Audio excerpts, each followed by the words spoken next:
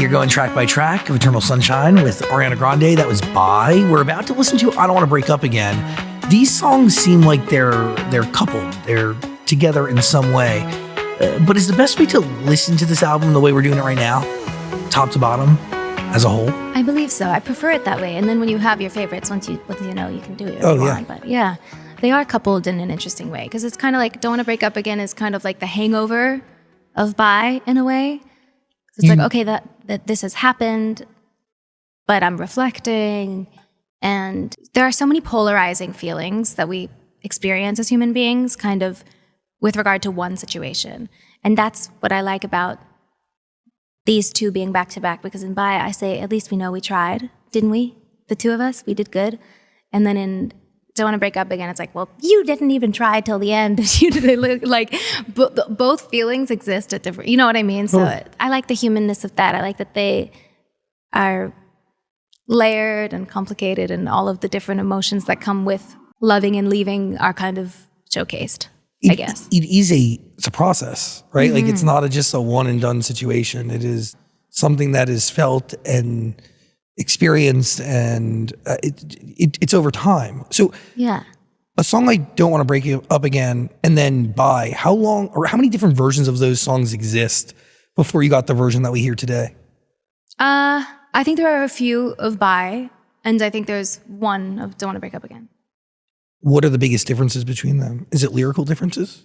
Yeah, I think Bye, I wrote on a day when I was very upset and emotional, so it was a little bit more reactive, and it just wasn't representative of like how I actually feel. So I like filtered it through, and I combed through a bunch of times, and it was important to me to make sure that it wasn't just like that for that exact reason, because it's like important to me that, yeah. But there's something to capturing that song in the heat of the moment, right? Or yeah, capturing absolutely. Any song in the heat of the moment. And that's where, honestly, that's where Max is so, I mean, he's the most brilliant producer in the entire world. And like the greatest guy and great dad and the best person, the best human being on the planet.